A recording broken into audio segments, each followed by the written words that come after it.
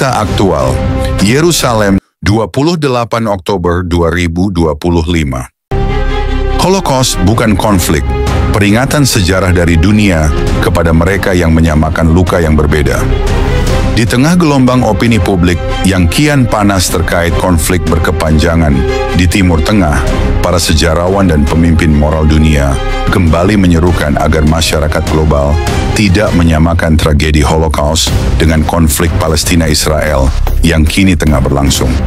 Pernyataan ini muncul sebagai tanggapan atas maraknya narasi di media sosial yang membandingkan penderitaan warga Palestina saat ini dengan genosida sistematis terhadap orang Yahudi oleh rezim Nazi Jerman pada era Perang Dunia II. Holocaust, yang berarti pengorbanan seluruhnya dengan api, adalah peristiwa paling kelam dalam sejarah kemanusiaan modern. Antara tahun 1941 hingga 1945, lebih dari 6 juta orang Yahudi dibunuh secara sistematis oleh pemerintahan Nazi Jerman. Selain itu, jutaan korban lain termasuk etnis Roma, penyandang disabilitas, homoseksual, lawan politik, dan bahkan kelompok Kristen yang menolak tunduk pada ideologi Nazi juga mengalami nasib serupa. Holocaust bukan konflik antara dua bangsa. Itu adalah pembantaian sepihak terhadap kelompok yang sama sekali tidak bersenjata, tegas Profesor Eli Rosenfeld, sejarawan dari Museum Yad Vashem di Yerusalem. Bayi, perempuan, orang tua dibunuh bukan karena mereka melawan, tapi karena mereka dilahirkan sebagai Yahudi. Menurut laporan terbaru dari Pusat Pemantau Antisemitisme Dunia, sepanjang kuartal pertama tahun 2025, terjadi peningkatan drastis dalam penggunaan istilah Holocaust secara keliru di media sosial, termasuk dalam unggahan yang memojokkan Israel. Perbandingan ini bukan hanya tidak akurat secara historis, ujar laporan itu, tetapi juga menjadi bentuk antisemitisme baru yang berbahaya. Banyak dari narasi tersebut menyebarkan teori konspirasi yang menyalahkan orang Yahudi atas kejahatan Nazi sendiri, menyebut Holocaust sebagai dalih atau rekayasa sejarah. Para ahli mengingatkan bahwa teori semacam ini sering menjadi pintu masuk untuk membenarkan kebencian, menyebarkan fitnah, dan merelativisasi kejahatan genosida.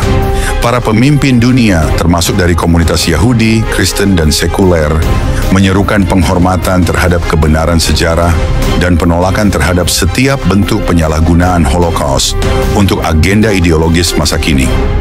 Jika dunia tidak mau belajar dari sejarah, ujar seorang penyintas Holocaust berusia 93 tahun dalam wawancara khusus di Tel Aviv, maka dunia sedang menyiapkan tempat bagi kejahatan yang sama dengan wajah yang berbeda.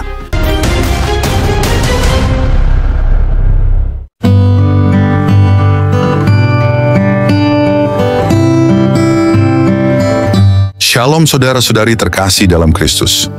Dunia sedang buta sejarah. Mereka bilang, yang terjadi di Gaza sama seperti Holocaust. Tapi mereka salah besar. Holocaust bukan konflik. Itu adalah pemusnahan sistematis oleh Nazi terhadap 6 juta orang Yahudi, termasuk bayi dan orang tua yang tak bersenjata. Tidak ada dua pihak yang bertarung. Yang ada hanya satu rezim pembunuh. Dan jutaan korban yang tak punya suara. Holocaust bukan perang, itu genosida, itu iblis yang berkedok sistem. Kini dunia berani membandingkannya dengan konflik bersenjata, berani menyamakan luka sejarah dengan kebencian politik. Ini lebih dari kebohongan. Ini penistaan terhadap darah yang telah tumpah. Saudara-saudari terkasih dalam Kristus. Di tengah banyaknya informasi dan peristiwa yang terjadi di dunia ini, seringkali kita menemukan cerita dan perbandingan yang membingungkan, terutama tentang sejarah yang sangat penting untuk kita pahami dengan benar. Salah satunya adalah tentang Nazi dan Holocaust. Banyak orang masih bingung tentang siapa itu Nazi dan apa sebenarnya Holocaust, terutama ketika membandingkan peristiwa besar ini dengan konflik yang sedang terjadi saat ini. Dua istilah yang sangat berat dan syarat makna, tetapi sering disalahpahami atau bahkan digunakan secara keliru untuk membandingkan peristiwa lain yang berbeda konteksnya, seperti konflik di Palestina dan Israel. Sebagai orang percaya, kita dipanggil untuk mencari kebenaran dengan hati yang tulus dan pikiran yang terbuka. Kita harus berhati-hati agar tidak mudah terpengaruh oleh informasi yang salah, apalagi teori konspirasi yang justru bisa memecah belah dan menimbulkan kebencian di antara sesama manusia. Sebelum kita membahas lebih jauh, penting sekali bagi kita untuk memahami sejarah dengan benar agar tidak salah paham dan terjebak dalam informasi yang keliru. Memahami siapa Nazi itu dan apa sebenarnya Holocaust bukan hanya soal mengingat sejarah, tapi juga sebagai pelajaran penting agar kita tidak mengulangi kesalahan besar yang pernah terjadi. Dalam pembukaan ini, mari kita bersama-sama membuka hati dan pikiran untuk menyimak penjelasan sederhana namun mendalam tentang peristiwa yang sangat tragis ini, agar kita bisa memandang segala sesuatunya dengan bijak, penuh kasih, dan berdasarkan kebenaran firman Tuhan. Saudara, siapa Nazi? Nazi adalah singkatan dari Nationalsozialistische Deutsche Arbeiterpartei, atau dalam bahasa Indonesia disebut Partai Pekerja Sosialis Nasional Jerman. Partai ini muncul di Jerman setelah Perang Dunia I dan dipimpin oleh seorang tokoh karismatik bernama Adolf Hitler. Nazi berkuasa di Jerman sejak tahun 1933 hingga kekalahannya pada tahun 1945 di akhir Perang Dunia II. Ideologi Nazi sangat ekstrim dan berbahaya.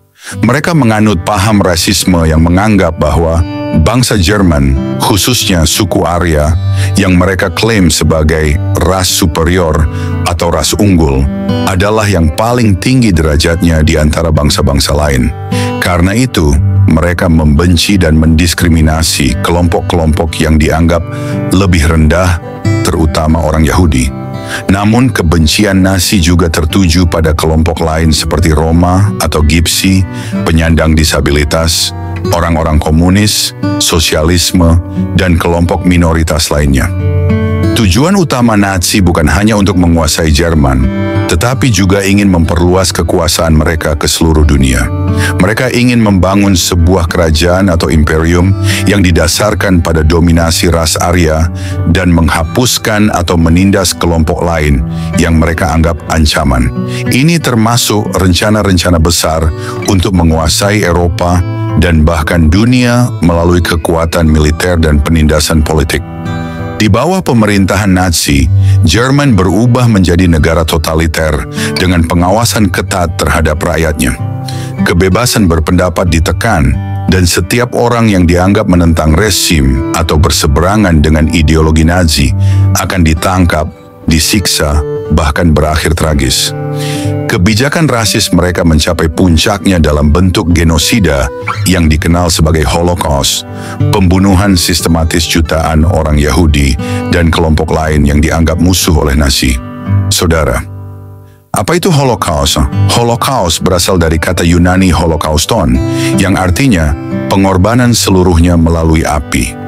Namun dalam sejarah modern, istilah ini merujuk pada pembantaian sistematis lebih dari 6 juta orang Yahudi oleh rezim Nazi Jerman antara tahun 1941 hingga 1945 selama Perang Dunia II. Tapi korban Holocaust bukan hanya orang Yahudi.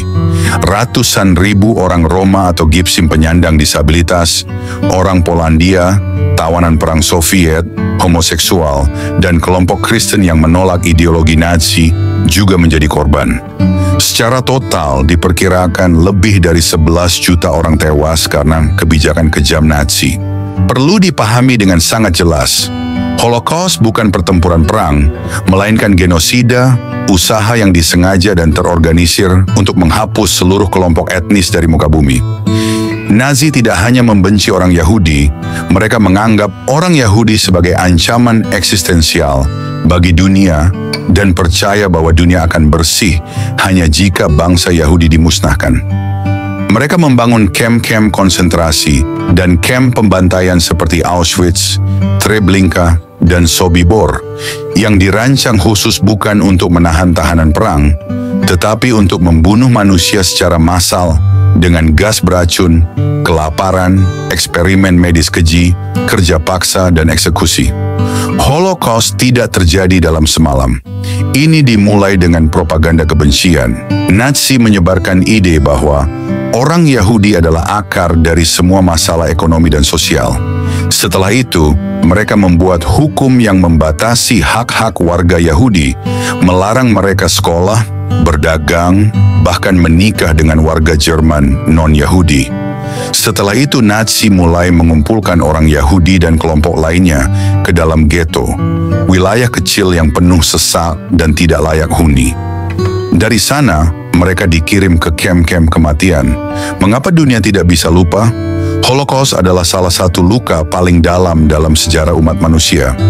Ini bukan sekadar sejarah kelam Jerman, tapi juga peringatan bagi dunia tentang apa yang bisa terjadi ketika kebencian dibiarkan berkembang, ketika manusia kehilangan hati nurani, dan ketika dunia diam melihat kejahatan. Inilah alasan mengapa Holocaust tidak bisa dan tidak boleh dibandingkan secara sembarangan dengan peristiwa apapun di dunia saat ini, termasuk konflik Palestina-Israel. Karena Holocaust bukan konflik, bukan perang, bukan bentrokan dua pihak. Holocaust adalah peristiwa pembantaian satu pihak terhadap kelompok yang tidak berdaya.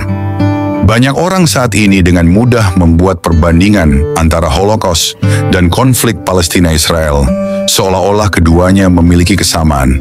Namun, jika kita jujur dan benar-benar memahami sejarah, kita akan menyadari bahwa perbandingan ini bukan hanya keliru secara fakta, tapi juga berbahaya secara moral dan spiritual. Holocaust bukan peperangan antara dua bangsa. Itu adalah pembantaian sepihak yang dilakukan oleh sebuah rezim terhadap kelompok yang tidak berdaya. Orang-orang Yahudi, termasuk bayi, anak-anak, perempuan, orang tua, tidak sedang membawa senjata. Mereka tidak sedang melawan, mereka hanya ingin hidup.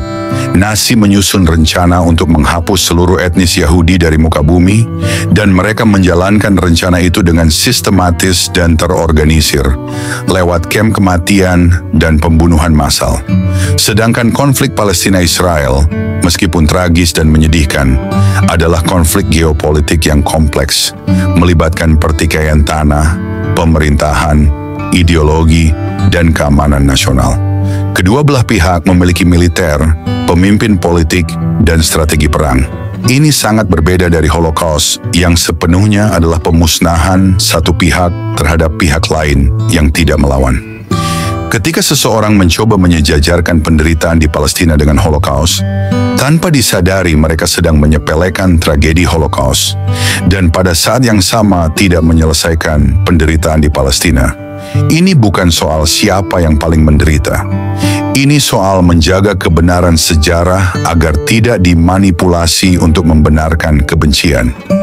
Penderitaan manusia harus membuat hati kita berbelas kasihan, bukan menjadikannya alat untuk membenci orang lain atau menyebarkan teori konspirasi yang tidak berdasar. Ketika seseorang menyebarkan ide bahwa Nazi hanyalah pion dari dalang tak terlihat yang tidak disebutkan, seringkali dengan maksud menyalahkan orang Yahudi sendiri, itu adalah bentuk antisemitisme modern yang disamarkan. Ini tidak hanya menodai ingatan jutaan korban Holocaust, tetapi juga membuka pintu bagi kebencian yang sama untuk bangkit kembali. Sebagai orang percaya, kita dipanggil untuk mengasihi kebenaran dan menjauhkan diri dari dusta, apalagi dusta yang digunakan untuk membenarkan kebencian terhadap bangsa yang Tuhan pilih. Dalam Yohanes 8 ayat 32, Yesus berkata, "Kebenaran akan memerdekakan kamu." Artinya, jika kita mau mengenali sejarah dengan jujur, kita akan bebas dari kebingungan, dari kebencian, dan dari sikap saling menyalahkan yang tidak membangun. Membandingkan Holocaust dengan konflik di Timur Tengah tidak membawa solusi, tetapi mengaburkan kejahatan sebenarnya dan menghalangi pertobatan sejati.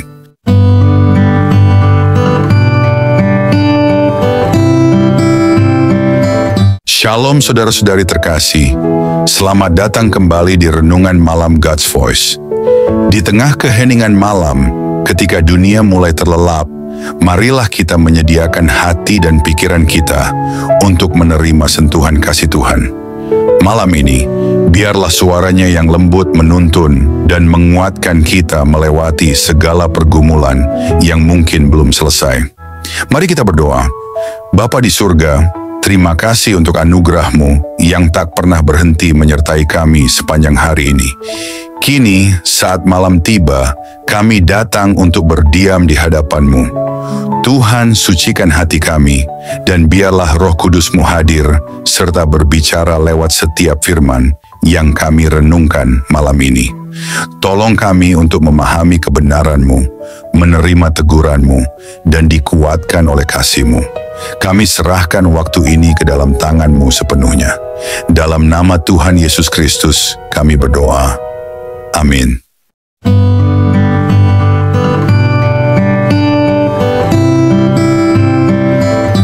Kita hidup di zaman di mana informasi sangat mudah tersebar, tapi tidak semua informasi membawa kebenaran. Kita perlu hati yang mau belajar dan roh yang lembut untuk membedakan mana yang fakta dan mana yang fitnah. Jangan gunakan penderitaan masa lalu untuk menumbuhkan kebencian baru. Jangan samakan pembantaian sistematis dengan konflik politik yang kompleks. Dan jangan sekali-kali membenarkan kebencian terhadap bangsa Israel dengan membajak sejarah Holocaust. Holocaust adalah tragedi kemanusiaan. Menghormatinya berarti kita belajar untuk tidak mengulanginya. Dalam bentuk apapun, baik dengan peluru, dengan kata-kata, maupun dengan kebencian diam-diam di dalam hati.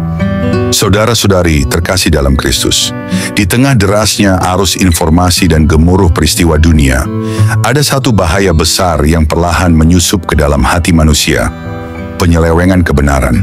Hari ini, kita melihat begitu banyak orang dengan entengnya menyamakan peristiwa Holocaust dengan konflik Palestina-Israel. Mereka membandingkan penderitaan demi membenarkan kebencian. Mereka menggunakan luka sejarah untuk menyerang bangsa yang Tuhan pilih. Mereka memutar balik sejarah, menghapus jejak darah tak berdosa demi agenda dunia yang gelap. Saudara, ini bukan hanya kebohongan sejarah. Ini adalah pemberontakan rohani. Ini adalah persekongkolan diam-diam dengan si jahat. Nazi bukan hanya partai politik.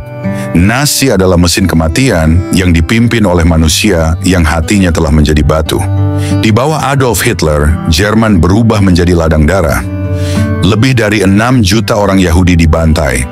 Bukan karena mereka berperang, bukan karena mereka melawan, tapi karena mereka hidup, karena mereka Yahudi. Holocaust bukan konflik militer. Itu bukan perang, itu adalah genosida. Pembunuhan sistematis, terencana, dan berdarah dingin terhadap satu etnis yang dianggap sebagai ancaman hanya karena keberadaan mereka. Apakah kita sudah begitu mati rasa hingga menyamakan hal ini dengan konflik politik? Apakah kita sudah begitu dikuasai narasi dunia hingga menghujat korban dan membela para pembunuh? Yesus berkata di Yohanes 8 ayat 32, "Kamu akan mengetahui kebenaran, dan kebenaran itu akan memerdekakan kamu." Tapi banyak orang hari ini lebih suka diikat oleh kebencian daripada dibebaskan oleh kebenaran. Saudara, ini bukan tentang membela Israel atau Palestina. Ini tentang membela kebenaran. Saat orang-orang menyebarkan teori konspirasi bahwa Holocaust itu bohong atau bahwa Yahudi menyakiti dirinya sendiri demi simpati, sadarilah, mereka sedang bermain di panggung iblis. Itu bukan teori sejarah. Itu adalah racun iblis yang dikemas dengan istilah intelektual. Apakah kita akan menjadi corong kebenaran atau corong kebencian terselubung? Jangan samakan gas beracun di Auschwitz dengan rudal di Gaza. Jangan samakan bayi Yahudi yang dilempar ke api dengan tentara Hamas yang memegang senjata. Jangan samakan Holocaust dengan konflik. Holocaust adalah tragedi kemanusiaan yang menjerit dalam diam.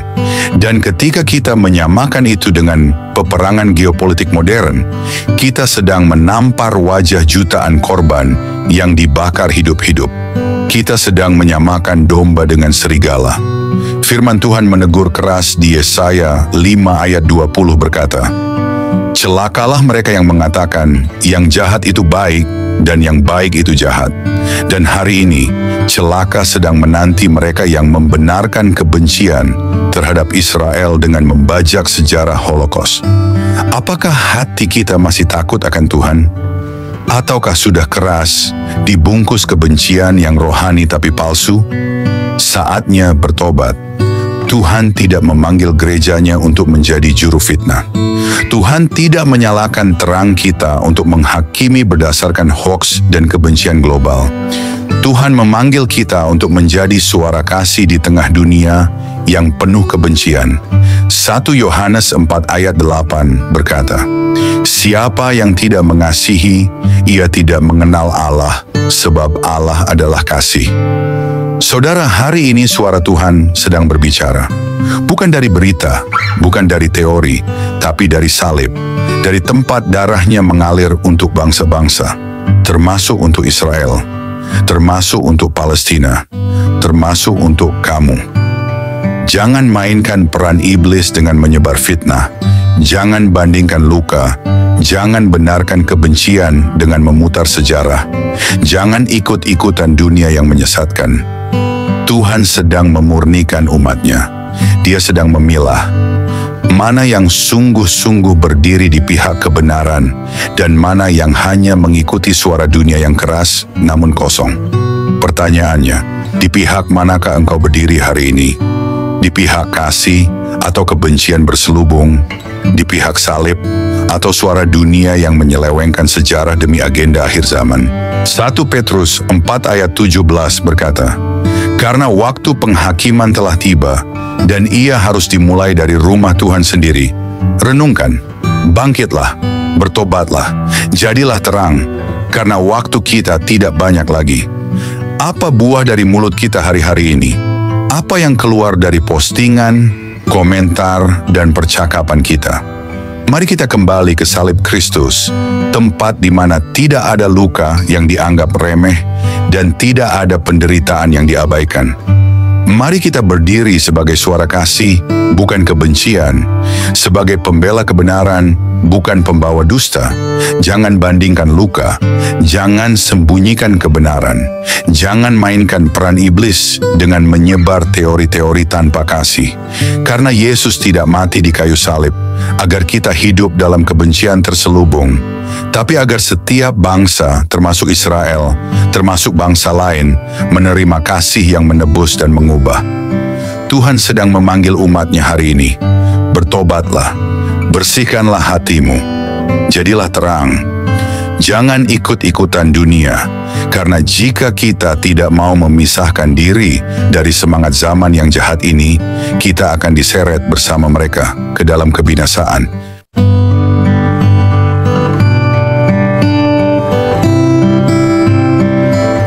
Mari kita berdoa.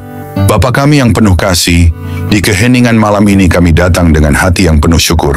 Setelah melewati satu hari yang penuh kesibukan, kami ingin berhenti sejenak, mengangkat mata kami ke surga, dan mengucapkan terima kasih kepadamu.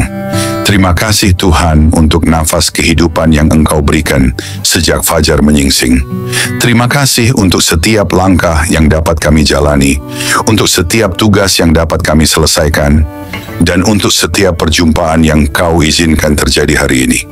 Bahkan di tengah kelelahan, kami melihat kebaikan-Mu menyertai kami dalam setiap detik kehidupan. Di malam yang hening ini, kami datang kepadamu dengan hati yang terbuka dan jiwa yang haus akan hadirat-Mu. Setelah mendengar firman-Mu yang hidup, kami terdiam dalam kekaguman. Betapa besarnya kasih-Mu, betapa dalamnya belas kasihan-Mu yang tak berkesudahan. Tuhan, malam ini kami menyerahkan seluruh isi hati kami di hadapan tahta-Mu. Segala beban yang kami pikul, segala luka yang tersembunyi, setiap dosa yang begitu sering kami abaikan, kami letakkan semuanya di kaki-Mu. Ajari kami untuk tidak lagi berpaling. Ajari kami untuk mencintai-Mu dengan segenap hati, segenap jiwa, segenap akal budi kami. Tuhan, malam ini kami tidak ingin hanya menjadi pendengar. Biarlah firman-Mu mengakar dalam hidup kami, menembus kerasnya hati kami, membangkitkan jiwa kami yang lesu, dan membakar roh kami dengan api dari surga.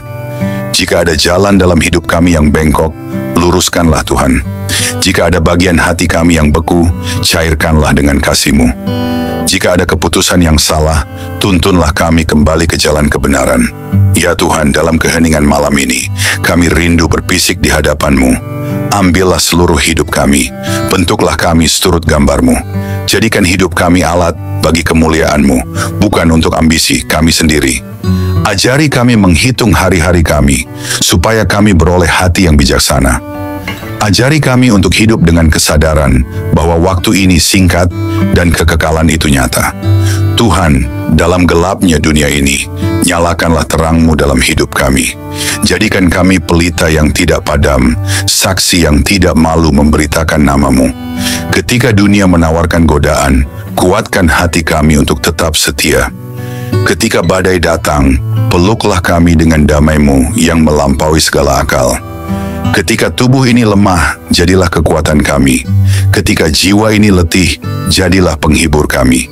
Bapa, kami tahu tanpa Engkau, kami tidak mampu. Tanpa kasih-Mu, kami kosong. Tanpa Roh-Mu, kami kering dan mati. Oleh sebab itu, malam ini kami berseru, jangan pernah tinggalkan kami Tuhan. Jangan biarkan kami berjalan setapak pun tanpa penyertaan-Mu. Sebab 1 hari di pelataran-Mu lebih baik daripada 1000 hari di tempat lain. Tuhan, mungkin ada banyak hal yang belum sempurna, banyak rencana yang belum tercapai, tetapi malam ini kami memilih untuk bersyukur. Karena kami tahu, tangan-Mu tetap bekerja, bahkan saat kami tidak melihatnya.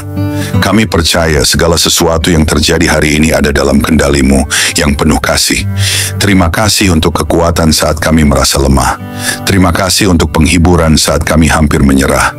Terima kasih untuk damai-Mu yang melingkupi hati kami, bahkan di tengah kekacauan.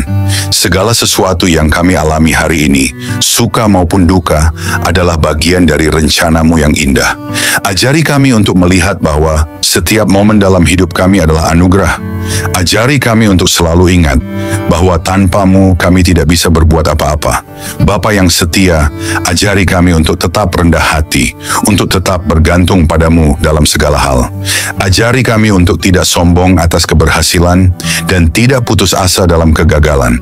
Kini saat malam melingkupi kami, biarlah hadirat-Mu menjadi naungan kami. Berikanlah tidur yang penuh damai dan bangunkan kami esok hari dengan semangat baru untuk hidup hanya bagi-Mu. Hingga hari itu tiba, saat kami bertemu muka dengan-Mu dalam kemuliaan kekal, biarlah setiap hari hidup kami menjadi nyanyian pujian yang harum di hadapan tahta-Mu. Dalam nama Yesus Kristus, Tuhan dan Juru Selamat kami yang hidup, kami menutup hari ini dengan penuh syukur dan pengharapan. Amin. Saudara-saudari terkasih, sebelum kita menutup hari ini, mari kita datang dengan kerendahan hati di hadapan Tuhan. Kita mengangkat suara, mengangkat hati, dan dengan penuh iman, kita berdoa sebagaimana Tuhan Yesus sendiri mengajarkan kita. Mari kita ucapkan bersama, doa Bapa kami. Bapa kami yang di sorga, dikuduskanlah nama-Mu, datanglah kerajaan-Mu, jadilah kehendak-Mu di bumi, seperti di sorga. Berikanlah kami pada hari ini makanan kami yang secukupnya, dan ampunilah kami akan kesalahan kami, seperti kami juga mengampuni orang yang bersalah kepada kami. Dan janganlah membawa kami ke dalam pencobaan, tetapi lepaskanlah kami daripada yang jahat, karena Engkaulah yang mempunyai kerajaan, dan kuasa, dan kemuliaan sampai selama-lamanya. Tuhan memberkati engkau dan melindungi engkau. Tuhan menyinari engkau dengan wajah-Nya dan memberi engkau kasih karunia. Tuhan menghadapkan wajah-Nya kepadamu dan memberi engkau damai sejahtera. Amin.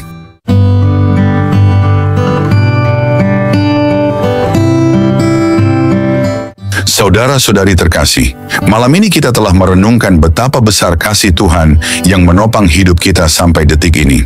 Biarlah setiap kebenaran yang telah kita dengar tidak berhenti hanya di telinga, tetapi bertumbuh di hati, mengubah hidup kita hari demi hari, hingga kita menjadi serupa dengan Kristus, Sang Terang Dunia. Jangan biarkan malam ini berlalu begitu saja. Bangunlah komitmen baru di hadapan Tuhan, dan tetaplah haus akan firman-Nya, sebab hanya dalam Dia kita menemukan hidup yang sejati. Jangan sia-siakan firman yang telah ditaburkan. Responilah dengan segenap hidup, dengan segenap jiwa. Biarlah malam ini menjadi malam perubahan, malam perjumpaan sejati dengan Tuhan. Terima kasih sudah setia mendengarkan renungan malam ini. Jika renungan ini memberkati, jangan lupa untuk like, subscribe, dan bagikan kepada lebih banyak jiwa yang membutuhkan sentuhan kasih Tuhan. Karena melalui satu langkah kecil dari saudara, Tuhan dapat menjangkau ribuan jiwa yang haus akan keselamatan. Tuhan Yesus menyertai, memberkati, dan meneguhkan setiap langkah kita, sampai pada saat kita berjumpa muka dengannya. Mari kita bersama-sama menjadi alat untuk memperluas kerajaan-Nya di bumi. Tuhan Yesus memberkati dan selamat beristirahat di dalam damai sejahtera-Nya.